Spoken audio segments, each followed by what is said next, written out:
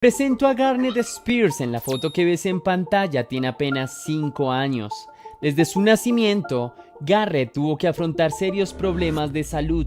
Esto lo sé según declaraciones de Lacey Spears, que como podrás intuir, es su propia madre. Pero bien, creo que es menester que hablemos de la persona mencionada. Lacey Spears desde muy joven entabló muy buena relación con los niños. No tardó mucho tiempo en que ella deseara ser madre. Una de sus amigas, Jessica Kyle, en una entrevista reveló un dato muy curioso sobre Lacey. Ella tenía una muñeca de plástico a quien bautizó como su hija y solía llevarla a todas partes. La mujer llevó su relación con la muñeca demasiado lejos, hasta el punto de comprarle ropa y bañarla con regularidad. Su interés hacia los niños se forjó desde su trabajo como niñera a tiempo parcial, pero justo después de terminar la escuela, la mujer decidió conseguir un segundo empleo en una guardería para cuidar niños. Es en este punto que Lacey pasaba las 24 horas del día rodeada de bebés. Sin embargo, Lacey Spears solía ser una mentirosa de tiempo completo.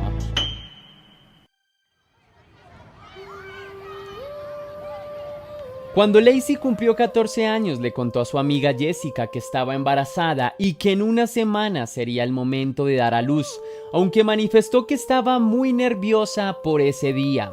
Su amiga le preguntó en qué clínica realizaría el parto, a lo que ella respondió con el nombre de una clínica que Jessica desconocía. Sin embargo, días después, Jessica le comentó esta historia a otra de sus amigas que distinguía a Lacey. Aquí se enteró que Lacey estaba mintiendo porque la clínica que mencionó que sería la encargada de su parto no estaba en funcionamiento y desde hace varios años atrás había sido cerrada. Justo en ese momento, Lacey decidió cambiar la versión de lo que dijo. En esta nueva ocasión aseguró que iría a Florida para realizar su terminación allí. Sin dar más detalles, después de eso, desapareció de la vida de Jessica. Podemos intuir que no quería seguir empañando con mentiras a su amiga y por eso lo hizo. Las personas que la conocieron decían que sus historias eran muy extravagantes y poco creíbles, por lo que terminaban tomando distancia de Lacey. Ella, sin importarle, siguió actuando como siempre. Poco después, decidió postear fotos en sus redes sociales sobre los niños que cuidaba, pero aquí de nuevo mintió. Según Lacey, los niños que aparecían en las fotos eran hijos suyos, hasta que los padres de los pequeños se dieron cuenta y los quitaron de su cuidado.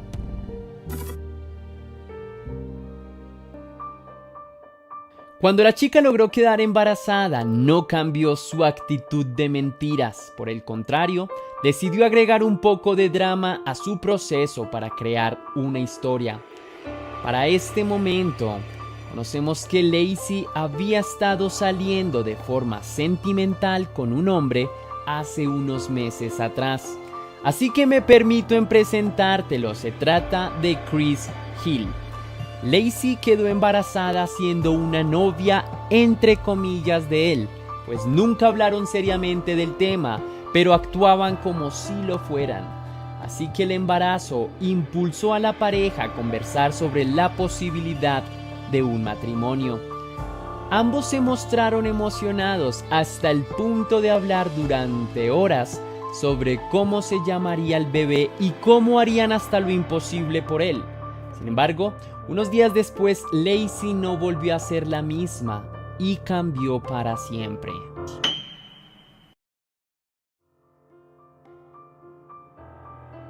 Lacey reveló una verdad impactante para este punto de la historia, luego de que asegurara que Chris no era el padre de su bebé, y el único detalle que dio sobre el verdadero padre fue un nombre que ni siquiera completó, por lo que dijo se trataba de un hombre llamado Blake.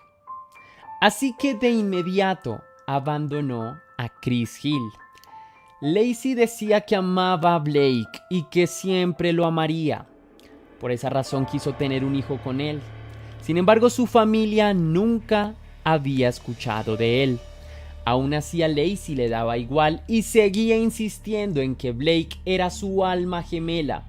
Es en este punto que llegamos a la mañana del 3 de diciembre de 2008. En ese día Lacey daría a luz a su hijo a los 21 años de edad, y tan pronto vio a su hijo no dudó en postear fotos y videos con él. Se sentía orgullosa de poder cuidar a un niño. No sé si realmente era porque quería enseñar a su hijo en redes sociales en buen plan, o era adicta a la cantidad de reacciones que recibían sus publicaciones. Con las semanas, decidió abrir un blog en el que enseñaría la vida de su hijo y el proceso que lleva con él. Pero es justo aquí en el que empezaremos a descender en una historia realmente oscura. Las personas de su entorno querían conocer a Blake, el padre de su hijo. Ella en un comienzo ignoró estas peticiones, pero pocos días después explicó que su novio Blake había fallecido en un siniestro vial. Es muy extraño esto porque según Lacey era el amor de su vida, pero nunca posteó ninguna foto con él y además nadie lo conoció. Pero lo más extraño es que ni siquiera había sido registrado como padre en el certificado de nacimiento de su hijo. No pasaron 2 semanas hasta que notamos que Garnett, el hijo de Lacey, comenzó a enfermarse de manera abrupta y en su primer año de vida el pequeño visitó el hospital por más de 20 veces en periodos muy cortos de una visita a la otra. Es aquí que nos enteramos por las palabras de Lacey que Garnett no quería comer, se negaba a ello y cada vez que lo intentaba por necesidad biológica terminaba vomitando. El pequeño Garnett tuvo que ser intervenido quirúrgicamente 2 veces en el mismo año. En su primera cirugía se instaló un tubo de alimentación en su estómago. En la segunda se cerró una parte de su garganta con el objetivo de que el niño no vomitara lo que previamente había ingerido. Con los días Garnett mostró una mejoría significativa, por lo que se esperaba que progresivamente se pudiera retirar el tubo de alimentación para seguir una dieta saludable. Llegó el día en que los doctores hablaron con Lacey para retirar su intubación, algo que era una buena noticia para el bebé, pero para la madre no lo era. Ella se mostró negativa ante esa posibilidad, argumentando que si lo hacían, él rechazaría la comida. Finalmente lo hicieron.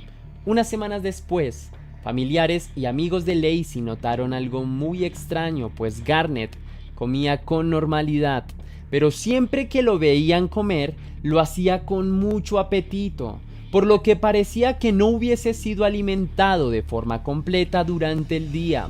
Lacey comenzó a discutir con los doctores que le sugerían dietas a su bebé.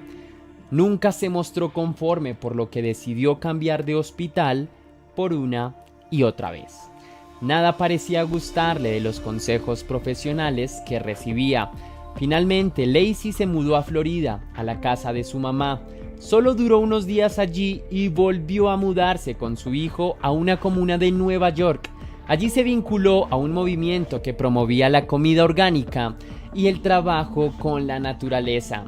Pasó un tiempo y Lacey publicó su nueva vida con su hijo. Todo parecía estar en orden, ambos se veían muy bien y las cosas daban esa esperanza de que estaban mejorando. Pero esto era solo una ilusión que generan las redes sociales. El pequeño Garnett nunca dejó de visitar diferentes hospitales y esta época no era diferente. El niño fue diagnosticado por unos doctores de Nueva York con la enfermedad de Crohn, que puede ser mortal y se caracteriza por severos dolores abdominales. También tenía enfermedad celíaca que afecta principalmente al intestino delgado.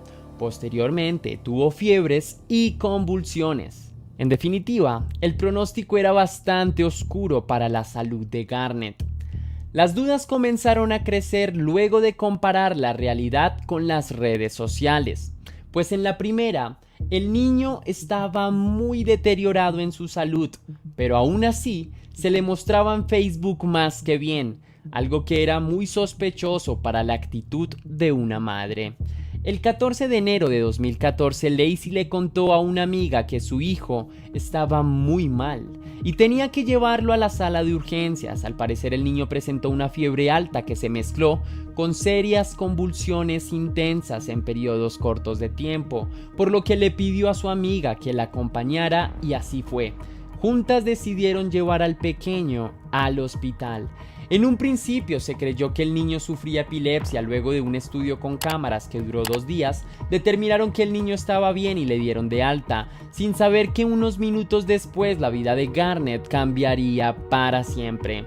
El pequeño presentó los mismos síntomas de antes, pero cada vez eran más y más intensos. El niño entró de nuevo a urgencias y el equipo médico hizo todo lo que estuvo a su alcance, pero el cerebro de Garnett comenzó a hincharse hasta llegar a su cráneo. Esto provocó que el niño entrara en coma y desafortunadamente unos días después lo declararon muerto por un derrame cerebral. Lacey comenzó a informar a sus amigos en redes sociales sobre la situación, mostrándose muy afectada por lo sucedido. Todos sus contactos extendieron muchas oraciones por su complicada situación.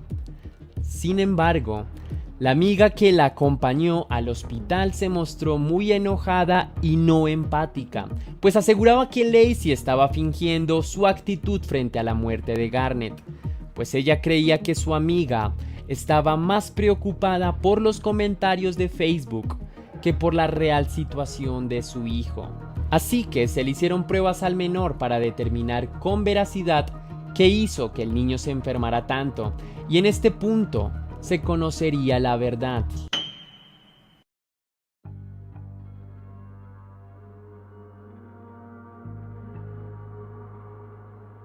Garnett murió de hipernatremia, por lo que se descubrió que en realidad el pequeño niño fue envenenado con altas cantidades de sal.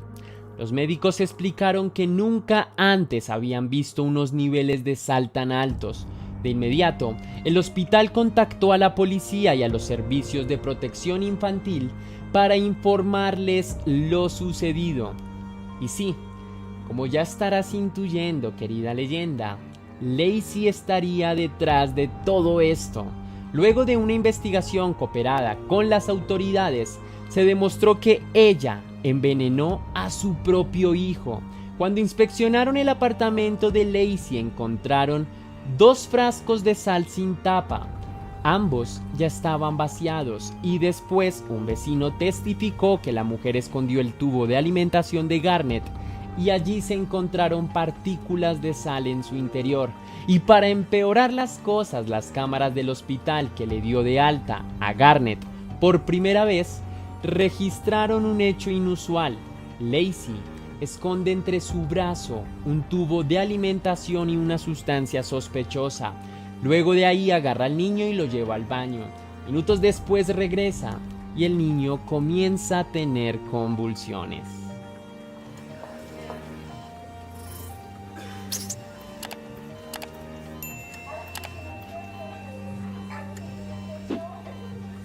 Finalmente, se declaró el hecho como homicidio y Lacey fue arrestada. En su juicio, se determinó que sufría del síndrome de Munchausen, cuya definición la puedes leer en pantalla. El jurado la culpó de asesinato en 2º grado y le imputó una condena de 20 años.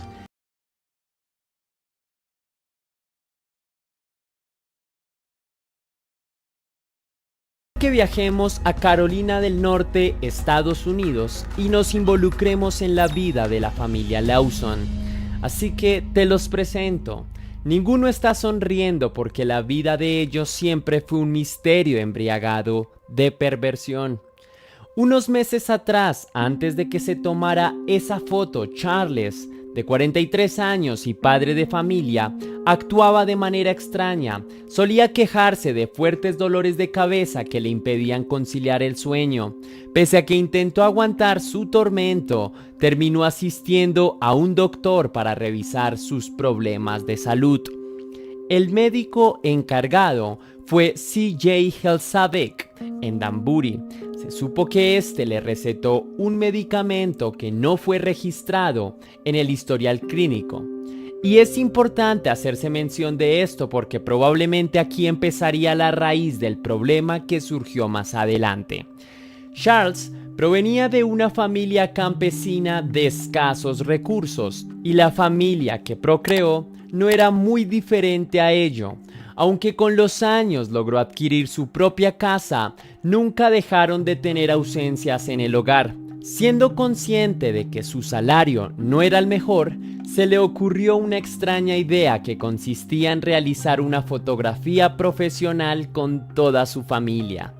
Esto era inusual en las familias campesinas, pues implicaba toda una serie de hechos a los que no estaban acostumbrados, como salir de casa a un estudio profesional y recibir asesoría de un fotógrafo sobre cómo deberían posar, y eso era extraño para los demás miembros de la familia.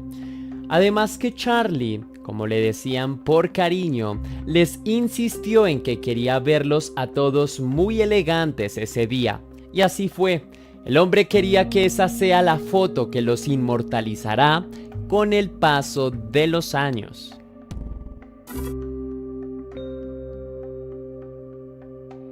Charlie Lawson se casó con Fanny Manrink en el año 1991. Juntos decidieron procrear una extensa familia que se conformó con 8 hijos y ellos 2. Unos años después, la familia decidió mudarse a Hermaton. En esa zona, todos empezaron a cultivar la tierra como forma de sustento. En 1920, uno de los hijos de la pareja, de nombre William, falleció con apenas 6 años de edad. Sin embargo, su deceso, de manera curiosa, fue superado con relativa facilidad con el paso del tiempo. La familia trabajó duro para ahorrar dinero. Tenían el sueño de comprar un terreno hasta que lo consiguieron. En 1927 compraron su propia granja en Brook Cove Road. Eso significó el primer gran avance para toda la familia, los 2 padres y sus 6 hijos. Solo 2 años después de esa compra nació otra hija bautizada como Mary Lou. Ahora con ella eran 7 hijos. Así que en este punto llegamos al comienzo de este video. Faltaban unos pocos días para las celebraciones navideñas cuando Charlie alistó a toda su familia para tomarse una foto. Ahora sí, déjame presentarte uno a uno. Ellos eran Fanny, la madre de 37 años, y sus hijos Mary de 17, Arthur de 16, Carrie de 12, Mabel de 7, James de 4, Raymond de 2 y la pequeña Mary Lou de solo 4 meses.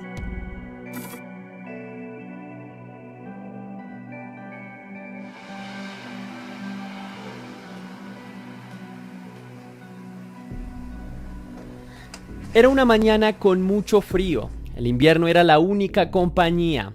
La primera en levantarse fue Mary.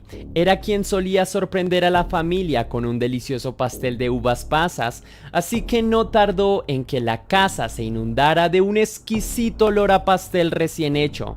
Sin embargo, Charlie era el único que no estaba en casa. Él se encontraba escondido dentro del granero. Estaba tranquilo, esperando la hora de su oscura intención. Sabía que 2 de sus hijas tenían que visitar a sus tíos y en ese trayecto pasarían justo al frente de él. Esperó 1 hora hasta que vio a las niñas. Con precisión apuntó su escopeta hacia ambas y sin pensarlo 2 veces, disparó. Primero cayó una, su hermanita intentó socorrerla, pero antes que llegara al suelo, ella también recibió un impacto de bala. Ambas murieron en manos de su padre, sin saberlo. Charlie se acercó a ambas niñas, las arrastró hasta su granero, les puso una piedra como almohada y a ambas les puso sus manos sobre su pecho. Esto lo hizo sin una gota de remordimiento. Las víctimas fueron Carrie y Mabel. Luego se sentó en una silla por unos minutos mientras cargaba de nuevo su escopeta. Era el turno de Fanny, su esposa.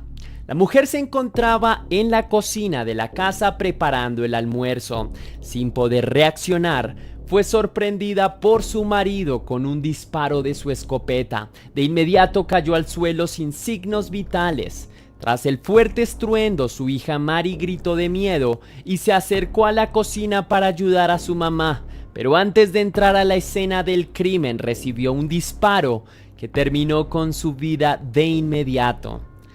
James y Raymond fueron los únicos hasta el momento que entendieron que su padre estaba loco asesinando uno a uno, por lo que salieron a esconderse, pero de nada les sirvió porque su padre los encontró y a los dos les arrebató la vida a punta de golpes con su escopeta. Mary Lou, la bebé, comenzó a llorar desde su cuna. Sin poder moverse, Charlie llegó hacia ella y le quitó la vida con fuertes golpes en su cabeza que le provocaron una seria lesión de cráneo. Charlie llevó a todas sus víctimas al mismo lugar que dejó a las dos primeras. Los acomodó uno al lado del otro. Faltaba Arthur, el hijo mayor. Este fue enviado por su papá a comprar municiones para cazar conejos.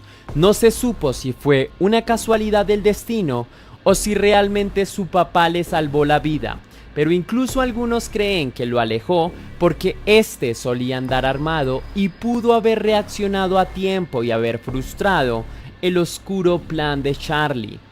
Después de lo que hizo, el hombre entró en trance y no sabía cómo procesar lo que acababa de hacer. Se dispuso a caminar en círculos mientras sus dos perros le seguían en búsqueda de caricias. Finalmente se alejó de la escena del crimen. Horas después, Arthur tuvo que toparse con la horrible escena, los cuerpos de su familia arrojados en el suelo. Todos habían muerto, pero solo faltaba su padre. De inmediato lo buscó en casa pensando que pudo haber sobrevivido, pero al entrar solo vio un desorden caótico, pero no habían señales de su padre. De inmediato el joven llamó a la policía para comentarles sobre lo que había sucedido. La zona fue acordonada por los agentes, pero poco después encontraron a Charlie. El hombre decidió acabar con su vida con un tiro en su mandíbula. En su bolsillo se encontraron dos notas sin terminar. En la primera decía: "Los problemas pueden traer", y en la segunda: "Nadie a quien culpar". Ninguna idea fue terminada. Al parecer Charlie, en sus últimos segundos de vida, no pudo esclarecer los pensamientos de su cabeza, por lo que decidió poner un punto final.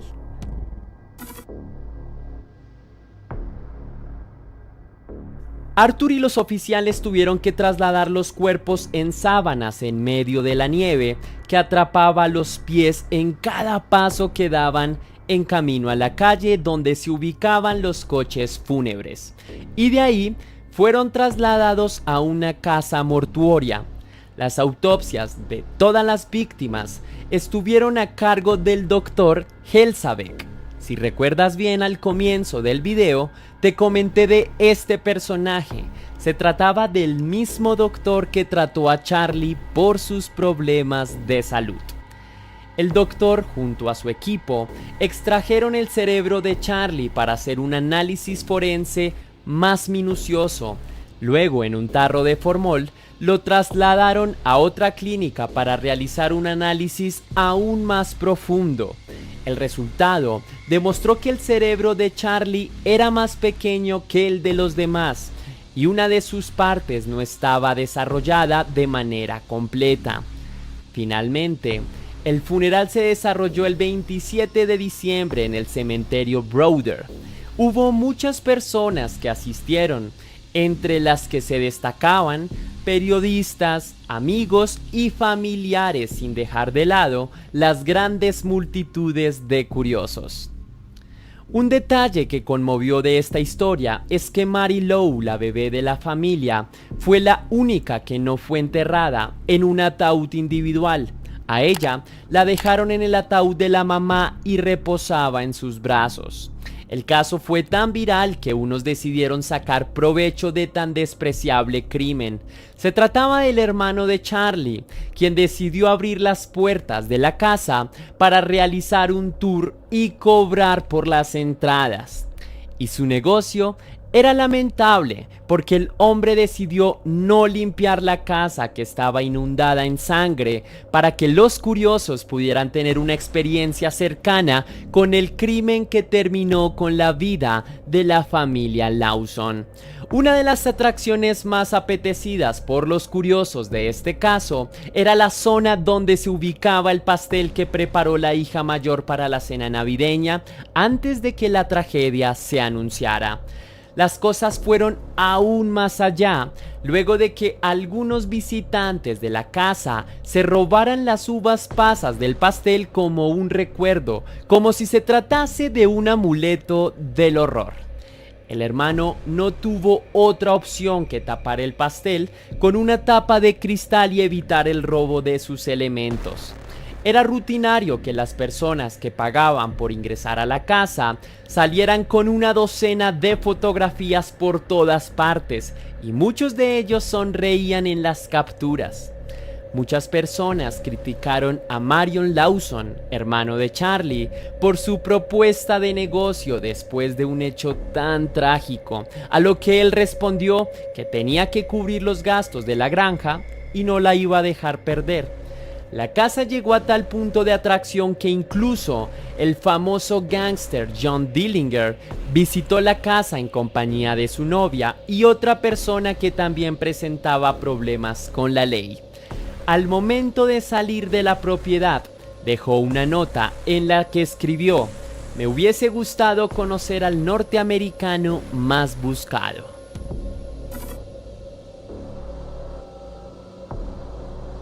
Algunas personas creen que Charlie actuó de esa manera frente a su familia, porque semanas antes a Navidad, el hombre sufrió un golpe en su cabeza que le condujo a una lesión. Sin embargo, poco después nació una nueva teoría sobre un motivo un poco más perturbador que el anterior. Se cree que Charlie abusó íntimamente a su hija Mary y la habría dejado embarazada. De hecho, esta teoría tuvo más respaldo que la primera, luego de que amigos de la familia confesaran que Charlie les contó la verdad sobre su relación con su hija.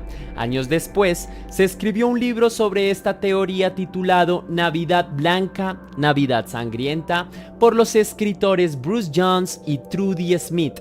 Años después, se publicó un segundo libro sobre el crimen titulado El significado de nuestras lágrimas. En este se incluyó otro dato que reforzaría la teoría del abuso, pues se dialogó con una de las amigas más cercanas de Mary y según ella, su amiga, entre lágrimas le confesó que estaba embarazada por su propio padre. En esta conversación también se reveló que la madre sabía de la situación, pero aún así no tomó ninguna acción en pro del bienestar de su hija. Pero aún hay más, confesó que si Mary le contaba a alguien, Charlie los asesinaría a todos y esa fue su amenaza más contundente, lo que probablemente explicaría el trágico final de esta familia. En este punto de la leyenda, me gustaría regresar al inicio. Mira por última vez la última foto que se tomó la familia. Quiero que cuentes las personas que ves en la foto. Después de que lo hagas, debes encimar una más, que estaba en ese momento en plena gestación. Pero siento la responsabilidad de aclarar que esto no fue más que una teoría. En los resultados forenses no se reveló nada sobre esta información que agarró bastante popularidad. Arthur, el hijo sobreviviente, tampoco tuvo un final feliz. Después de la tragedia, comenzó a beber en exceso, la misma que lo condujo a estrellarse en su vehículo, perdiendo la vida y abandonando a su familia, su esposa y 4 hijos. Finalmente, la propiedad fue demolida para darle paso a un nuevo inicio que deje en el pasado el crimen de Charlie Lawson.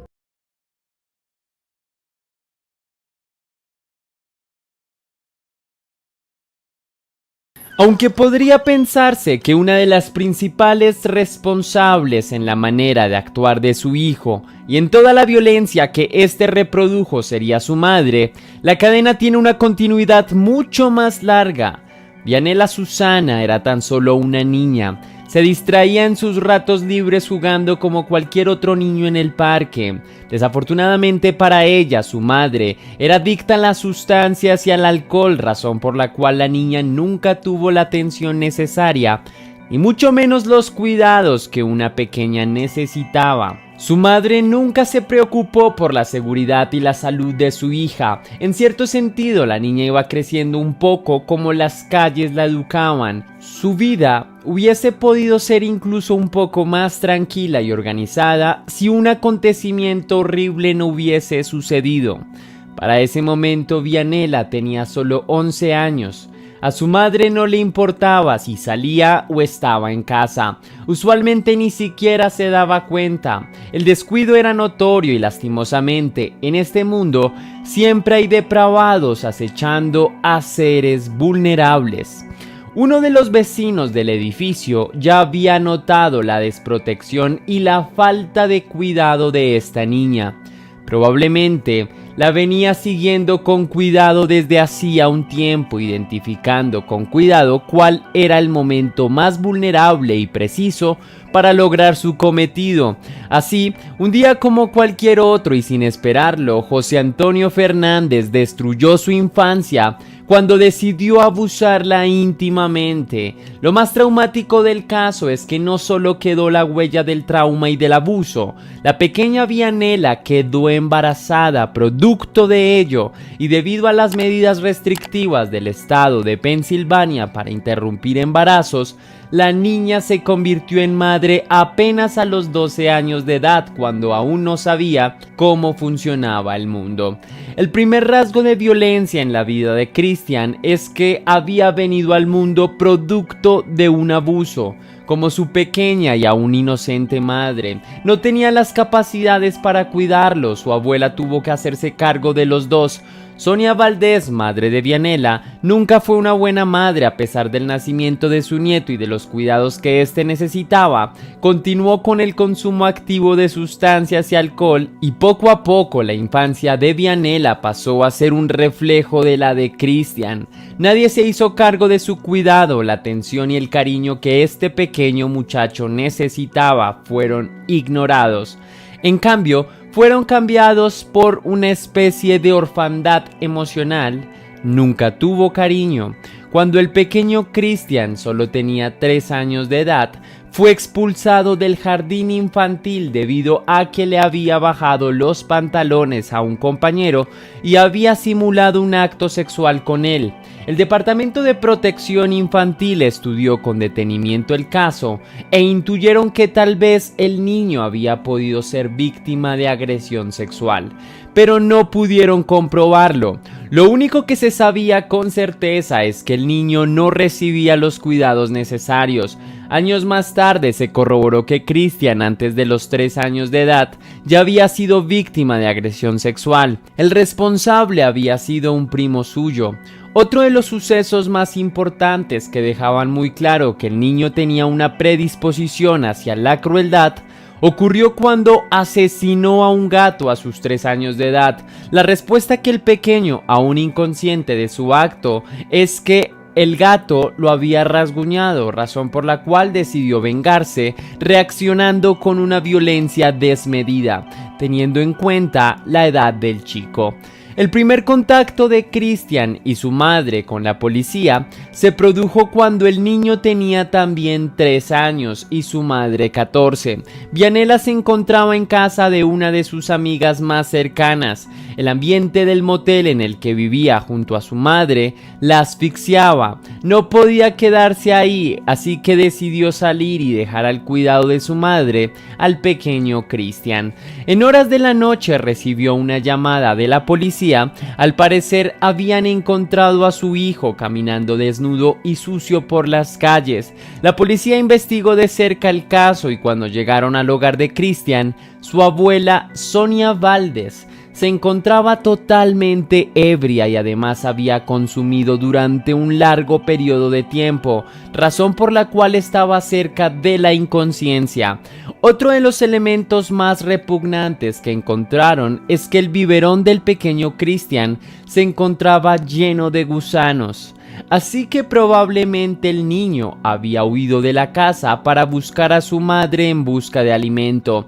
El Departamento de Protección Infantil impuso una demanda a Sonia Valdés por negligencia infantil y fue condenada a prisión. Por tanto, los dos pequeños, madre e hijo, fueron puestos bajo el cuidado de los servicios sociales de los Estados Unidos.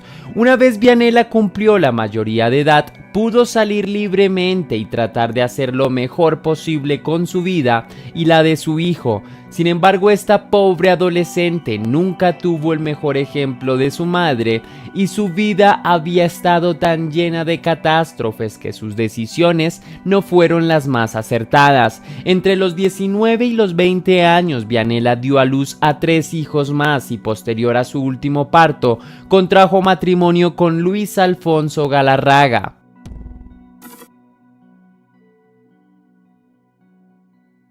Después de toda la crueldad que tanto madre como hijo habían sufrido, Cristian solo esperaba un poco de calma en su vida, tratar de reforzar sus vínculos, empezar a sentir emociones tan básicas como el afecto, el amor, una caricia. No obstante, las personas vulnerables terminan siendo siempre las más violentadas. Parecía como si una nube de desgracias avanzara al compás de su vida. El matrimonio de su madre fue una pesadilla más para el pequeño Cristian. Luis Alfonso sentía por el niño una especie de ira contenida, no solo por no ser hijo suyo, sino porque el pequeño despertaba en él toda clase de violencias y malos pensamientos. Fue así como este hombre empezó a agredir al pequeño. Cristian pasó de la desatención y desprotección a una violencia más cruda y directa. El hombre le propinaba golpes, humillaciones y, según testimonios posteriores, también abusaba de él íntimamente. La tormenta que hizo que el río de violencia interna de Cristian perdiera su cauce vino justamente de su padrastro. El individuo, como ya era costumbre, empezó a agredirlo, pero esta vez se veía un encono especial. Lo golpeaba con fuerza, como si quisiera acabar con su vida. No se conocen muy bien las causas, pero se podría intuir que fue la culpa. Ante la mirada inocente y como buscando respuestas que Cristian le debió haber mostrado, que Luis Alfonso tomó una decisión impensada y enfrente de sus hijos e hijastros se voló la cabeza con un revólver. La vida para Cristian era esto, una desgracia que lo perseguía y nunca lo dejaba tranquilo, y su única respuesta, aún quizás inconsciente, pero tan familiarizado como estaba, fue reproducirla.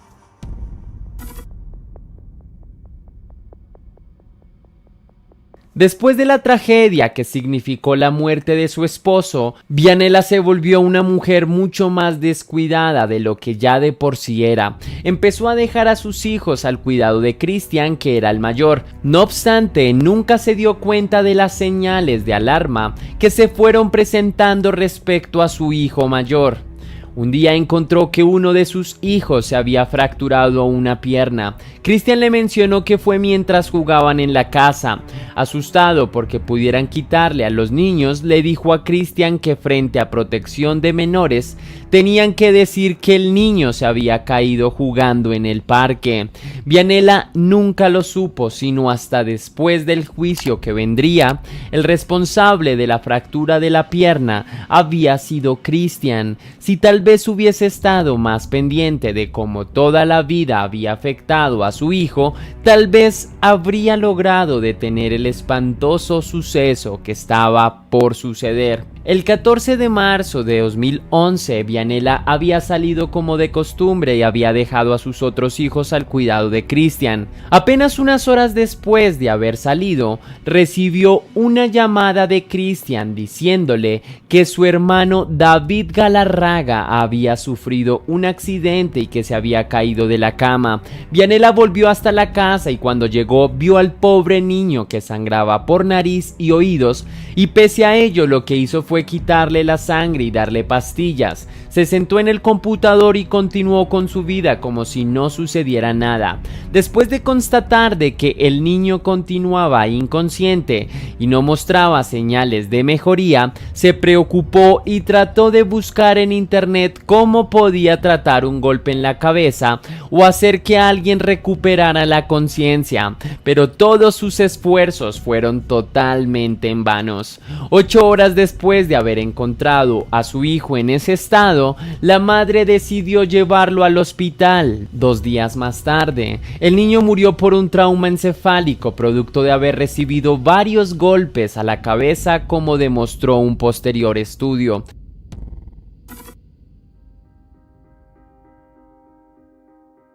Después de haber llevado a David al hospital, la policía empezó con la investigación. El niño no podía encontrarse en un estado tan crítico por haberse caído de la cama. Vianela informó que el niño se había quedado junto con sus hermanos en casa y el encargado de cuidarlos era Christian. Al consultarle a Christian, él afirmó que efectivamente su madre ese día no estaba en casa y que su hermano se había caído de la cama. Una oficial de la policía fue la encargada de interrogar a Christian. En un principio, el pequeño sostuvo su primera versión. Sin embargo, la policía sabía que Christian estaba mintiendo ante las preguntas de la oficial. Empezó a sentirse confuso y su historia empezó a cambiar ligeramente. Posteriormente le dijo a la oficial que su hermano y él habían estado jugando con libros y que los libros le habían caído encima de la cabeza. Durante varios minutos Christian trató de sostener esta versión. Sin embargo, la policía le hizo saber que sabían que él estaba mintiendo.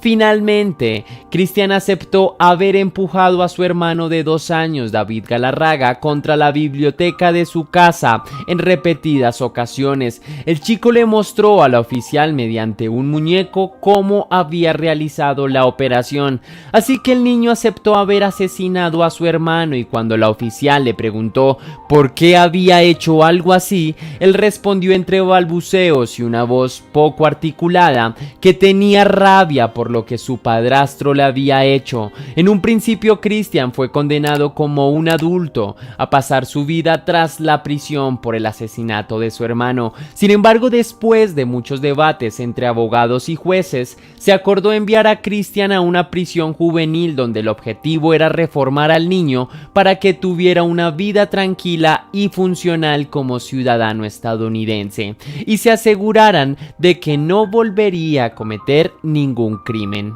Hoy en día, Christian se encuentra bajo libertad condicional tratando de reintegrarse a la vida cotidiana junto con su madre y tratando de sanar las heridas dejadas por sus traumáticas infancias.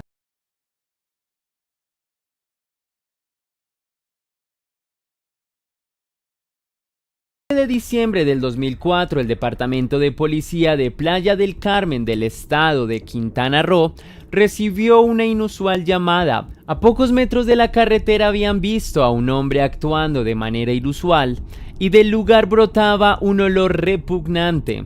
El agente de la policía, Alejandro Díaz, fue asignado y movilizó rápidamente a otros 7 miembros del grupo Jabalí para que lo acompañaran a realizar la investigación pertinente.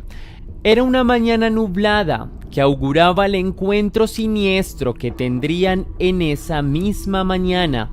El grupo de la policía se detuvo en el punto indicado, caminó un rato por un sendero cubierto de manglares y maleza que dificultaba el paso.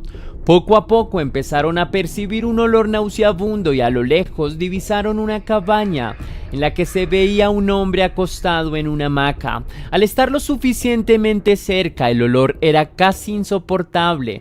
La escena era absolutamente siniestra y ninguno de los oficiales que allí se encontraban daban crédito a lo que estaban viendo. Por todas partes alrededor de la cabaña había extremidades y vísceras quemadas, acompañadas de elementos de comida. Sobre una parrilla construida rudimentariamente encontraron costillas y un corazón humano a medio cocinar. El oficial Alejandro Díaz se acercó al hombre acostado en la hamaca y vio que abrazaba a un cuerpo completamente desmembrado. Lo despertó con una patada. El hombre se levantó con desdén y ante la pregunta del oficial de qué había sucedido, simplemente dijo: sí, yo lo maté.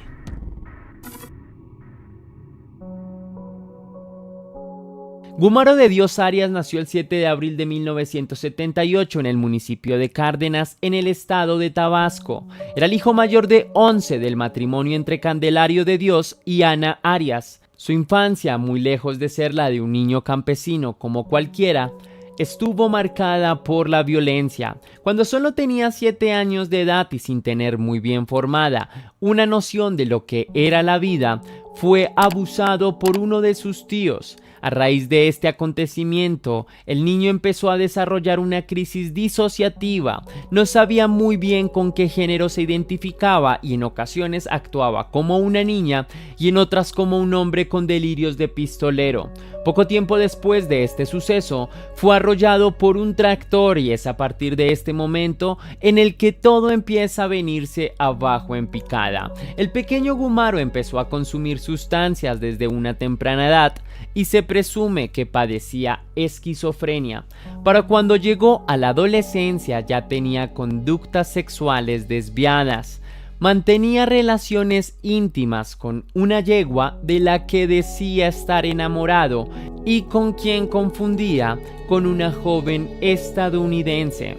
En algún momento llegó a declarar que quería tener hijos con ella. También en la región era conocido por su sexualidad y su promiscuidad. Besaba a casi todas las personas con las que se cruzaba e incluso se cree que por esta época debió haber abusado íntimamente de al menos una mujer. Ante la conducta desviada de su hijo, sus padres decidieron enviarlo al ejército para intentar corregir su problema con las sustancias y con sus problemas íntimos.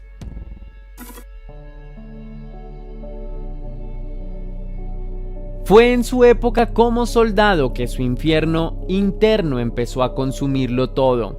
Un día cualquiera, una de sus tenientes lo molestó de manera insistente. Gumaro, cansado del comportamiento del teniente, se lanzó en contra de él y empezó una riña de la cual tuvieron que separarlos. Gumaro es un hombre resentido y tenía ganas de venganza. Por este motivo, una vez lo sacaron de la celda en la que lo habían metido, fue directamente a buscar al teniente. Una vez frente de él, sin remordimiento alguno, le clavó un cuchillo en el vientre y en las piernas en repetidas ocasiones y emprendió su huida. Años más tarde diría: quién sabe si se murió, yo salí huyendo de ahí. Una vez regresó a la ranchería en Azucena, en el municipio de Cárdenas, los excesos lo habían convertido en un adicto.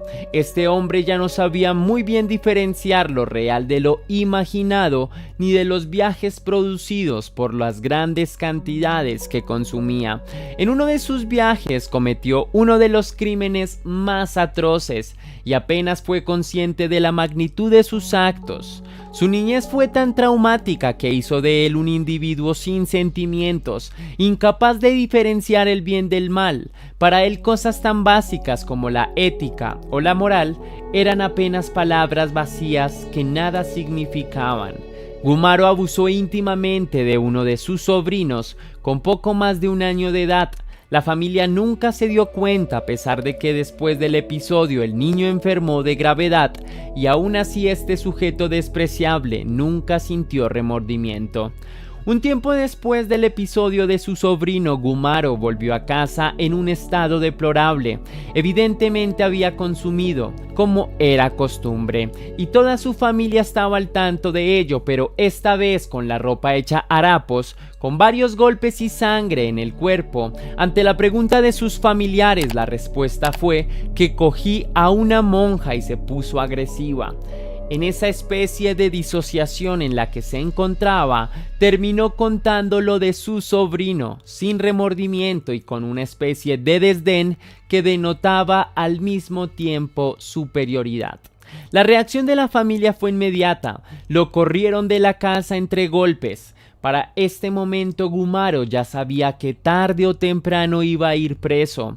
Un día, mientras vagaba por la calle, fue llevado al penal de Cárdenas. En ese momento estaba convencido que sería arrestado por abuso, pero aparentemente su familia jamás hizo la denuncia.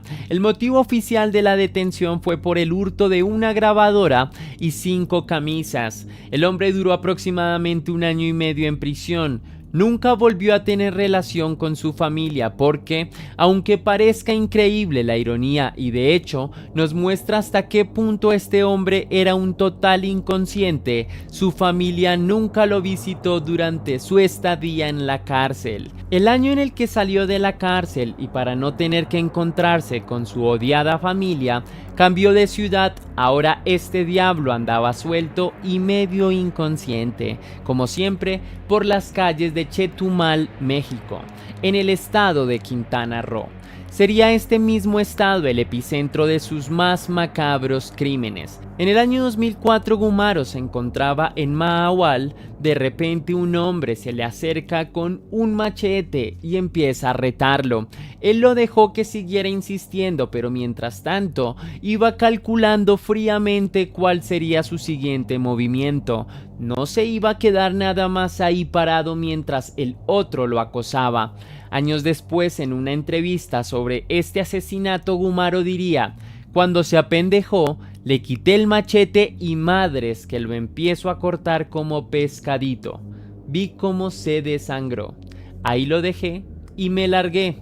Cuenta también que esa misma noche el espíritu del hombre se le apareció y que intentó con todas sus fuerzas pedirle a Dios que no se le apareciera nunca más. Sin embargo, se presume que Gumaro siguió escuchando la voz famélica de este hombre pidiendo venganza hasta el último de sus días.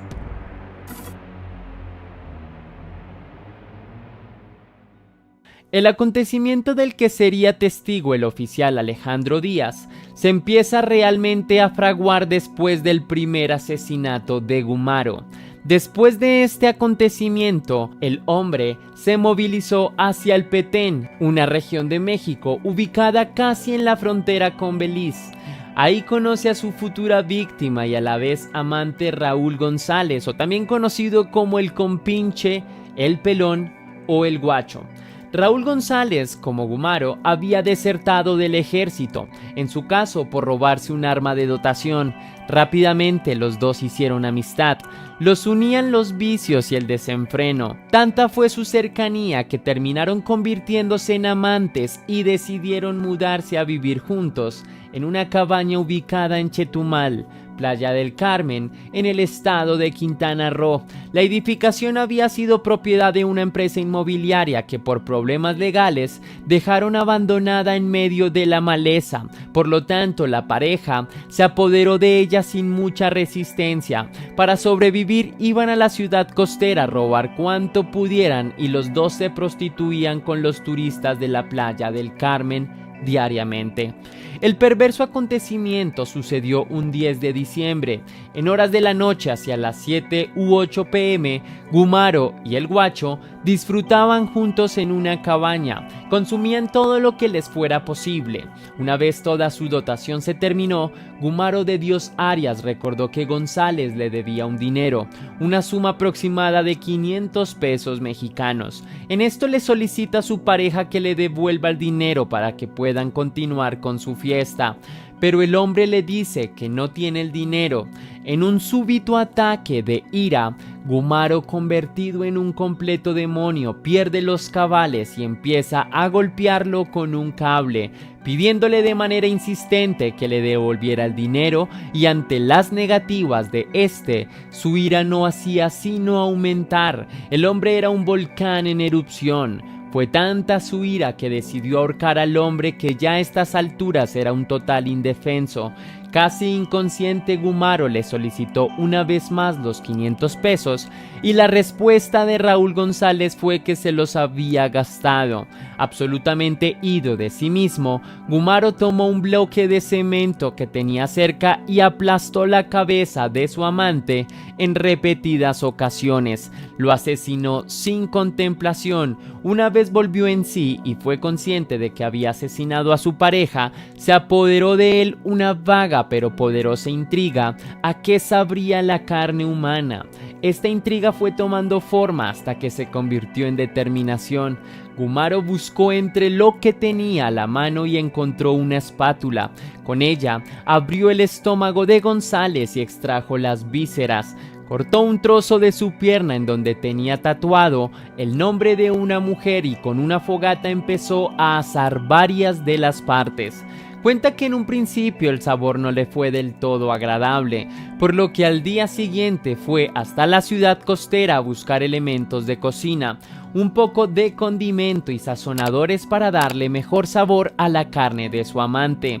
Así continuó varios días alimentándose de las vísceras y diferentes partes del cuerpo del difunto Raúl González. Fue para el 14 de diciembre, 4 días después del asesinato, que el oficial Alejandro Díaz encontraría a Gumaro dormido en una hamaca y abrazado al cuerpo desmembrado y en estado de descomposición del gaucho.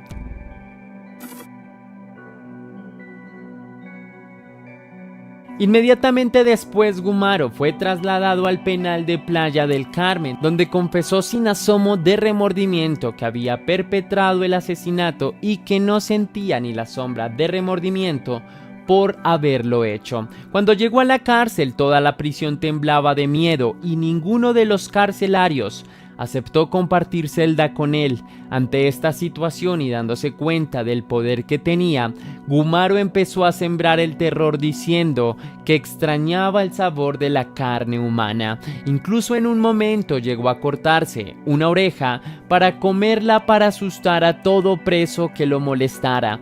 Años más tarde fue trasladado a un hospital psiquiátrico, dado que el juez no lo consideró como un criminal, sino como un enfermo mental que tenía que ser monitoreado constantemente por psiquiatras.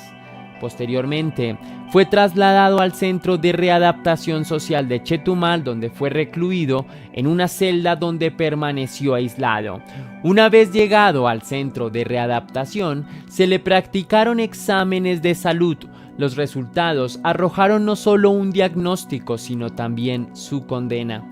Gumaro padecía VIH, por lo que sus años estaban prácticamente contados. Dicen que además el hombre nunca recibió los tratamientos ni las atenciones necesarias. Gumaro murió el martes 11 de septiembre de 2012 en el Hospital General de Chetumal a causa de su enfermedad.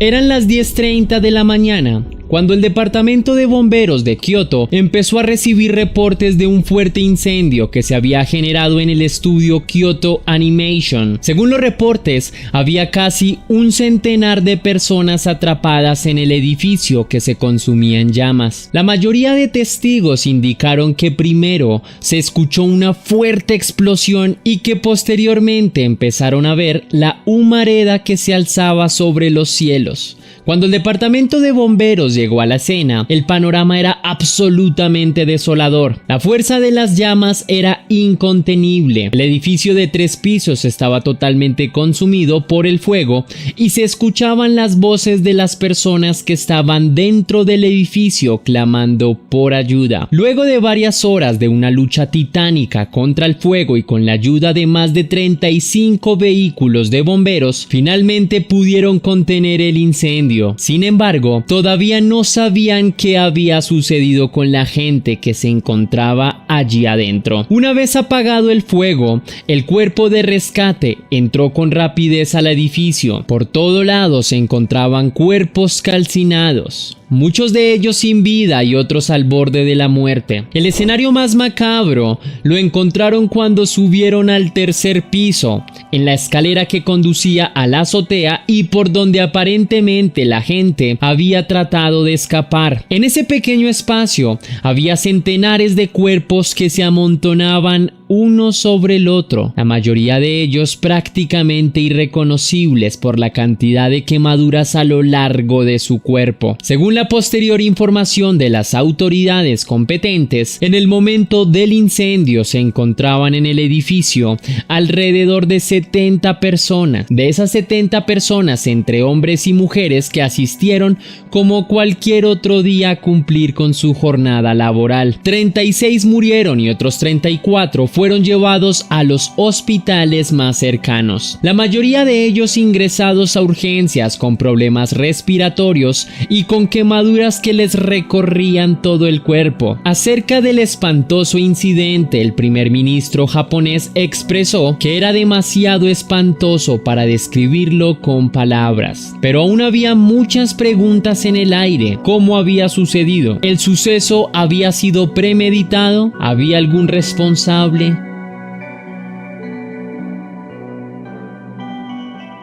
Mientras los bomberos luchaban contra la acometida del fuego que abrazaba el edificio de Kyoto Animation, las autoridades encontraron en las inmediaciones del incendio un hombre que aparentemente había logrado escapar. Tenía varias quemaduras a lo largo del cuerpo y estaba al borde de la inconsciencia. La reacción de la policía fue llevarlo lo más pronto posible al hospital más cercano.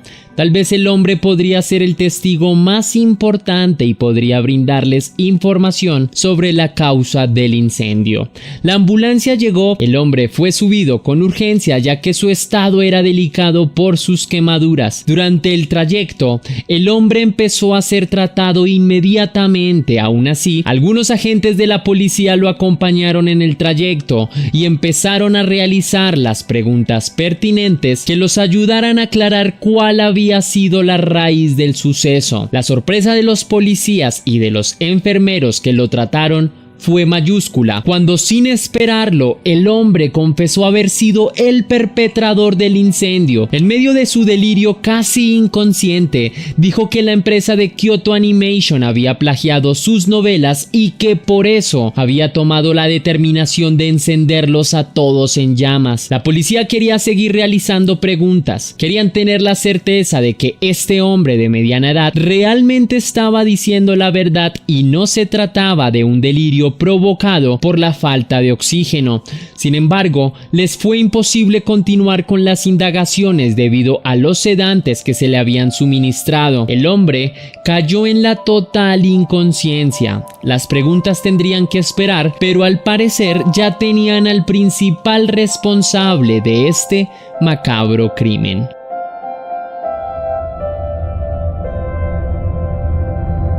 Posterior a su llegada al hospital de Kyoto, el principal sospechoso del incendio del edificio de la compañía de Kyoto Animation fue identificado como Shinjo Aoba. Al parecer, el individuo no tenía ninguna relación con la empresa, aunque se pudo verificar que, efectivamente, varias de sus novelas se encontraban en los archivos de la empresa. No obstante, hasta el momento no se ha podido confirmar que la empresa realmente haya utilizado alguna de sus producciones. Entonces, ¿quién es este hombre responsable de una de las masacres más importantes en la historia reciente de Japón? Para ese momento, Shinji Aoba tenía 41 años, nació el 16 de mayo de 1978. Su padre nació en 1933 en lo que hoy es la ciudad de Hoso y se casó con la madre de Shinji, que nació en 1950, 17 años menor que su esposo. La pareja tuvo 3 hijos, de los cuales Shinji era el mediano de ellos. La infancia de Shinji, a diferencia de la mayoría de casos de asesinos, no estuvo marcada por una violencia física o psicológica. Shinji en su infancia sufrió otro tipo de violencia, estructural y palpable, muy común a lo largo y ancho del mundo. Shinji supo desde niño que eran las carencias. En su casa siempre se comía lo necesario o a veces ni siquiera se comía. Su casa, que su padre heredó de la abuelo, que según cuentan, terminó con su vida después de ser diagnosticado con cáncer. Era precaria en todos los sentidos. Poco más que un lote, con una construcción rudimentaria que a duras penas servía para aislarlos del frío y de la intemperie. Durante sus años de adolescencia, Shinji trató de salir adelante como pudo. Mientras iba a la escuela, trabajaba a tiempo parcial en una tienda para tratar de cubrir sus gastos y apoyar a sus padres, que nunca tenían dinero suficiente. Fue en estos momentos en los que su madre, Tokiko, lo abandonó a él y a sus dos hermanos. Según dicen, se fugó con otro hombre y nunca más volvió. Luego de graduarse del instituto, Shinji siguió trabajando en una tienda y a los 20 años se fue a vivir solo. Mientras tanto, su padre trataba de ganarse la vida como taxista, pero a lo largo de estos años fue acumulando deudas y deudas que nunca lograba poner al día. Su mundo empezó a desmoronarse cuando sufrió un accidente y fue despedido de la compañía de taxis y nunca más pudo trabajar. La decisión que tomó el padre de Shinji, Masao, fue seguir el ejemplo de su padre, tomando la decisión de poner un punto final a su vida. Por 2 generaciones consecutivas, 2 miembros de la familia habían tenido el mismo destino, pero este singular suceso no se detendría aquí. Mientras Shinji trataba de seguir su vida como podía, pagando el alquiler con lo que le dejaba la tienda, su hermana mayor continuó viviendo en el lugar donde habían vivido con su padre. Se ganaba la vida también en una tienda que no le dejaba demasiado dinero, y durante todo este tiempo al parecer no tuvo contacto con su hermano. El paradero de ella vino de fuentes inesperadas. Una vez se dio a conocer el incidente de Kyoto Animation, un sacerdote informó que la hermana de Shinji Aoba, aproximadamente 10 años atrás, había llegado a su templo en condiciones precarias y en medio de delirios, diciendo que estaba poseída por un demonio. El sacerdote nunca le realizó un exorcismo que ella quería que se le practicara. Al día siguiente, el sacerdote se enteró de que la chica que el día anterior había solicitado su ayuda había puesto un punto final a su vida y se encontró su cuerpo en un almacén de una escuela cercana al templo. Durante 3 generaciones, la familia de Shinji había tomado la misma determinación: quitarse la vida. A simple vista puede parecer una simple casualidad o una mala pasada del azar, pero no deja de ser un elemento intrigante que a lo largo de 3 generaciones la desdicha pareciera perseguir a la vida de Shinji. Acerca de la vida del hombre que perpetró el ataque a la empresa de Kyoto Animation, no se sabe mucho más, salvo que estuvo preso algunos años por hurto, que era un hombre solitario y desdichado, marginado completamente por la sociedad y que en sus ratos libres intentaba escribir novelas que envió a la empresa, que posteriormente quemaría. El 18 de julio de 2019 era un día como cualquier otro en la compañía de Kyoto Animation.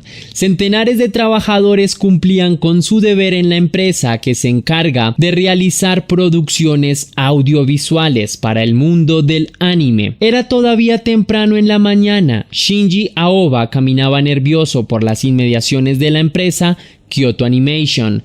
Su decisión ya estaba tomada. Le arrebataría la vida a aquellos que le quitaron sus sueños y lo mantenían marginado de la sociedad. Se acercó a una estación de gasolina donde llenó 2 galones, pagó y fue caminando tranquilamente hasta las puertas de la empresa. Ingresó a la compañía, bloqueó todas las salidas posibles y en un arrebato de odio que llevaba concentrado a lo largo de toda su vida, comenzó a rociar gasolina a todo cuanto tuviera alrededor: puertas, computadores, oficinas, escaleras. Quería ver el mundo entero arder y empezar a gritar: morirán todos. Cuentan incluso que las personas que trataron de detenerlo terminaron rociadas con gasolina. Todo estaba listo, solo faltaba un pequeño chispazo para que los culpables de acabar con su última esperanza en la vida quedaran reducidos a cenizas. Así que, en un momento casi teatral como de director de orquesta,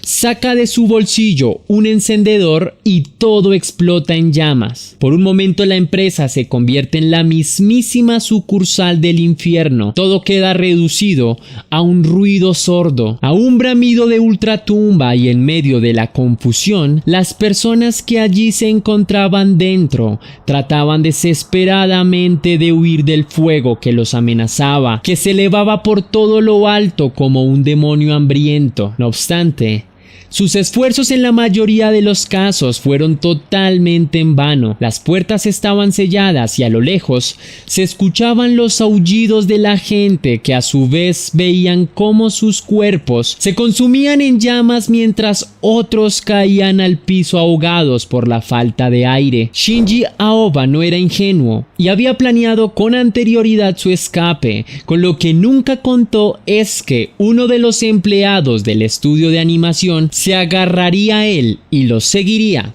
razón por la cual su cuerpo quedó al borde de la muerte. Después de varios meses en recuperación y luchando constantemente entre la vida y la muerte por todas las quemaduras que sufrió su cuerpo, Shinji Aoba continúa siendo vigilado por médicos y policías y espera ser llevado a juicio, donde será condenado por este atroz crimen cometido. Esto ha sido todo por el video de hoy, leyenda. Es sin duda un caso que nos muestra cómo las precariedades y la marginación social pueden llevar a un hombre a cometer un acto tan salvaje como este.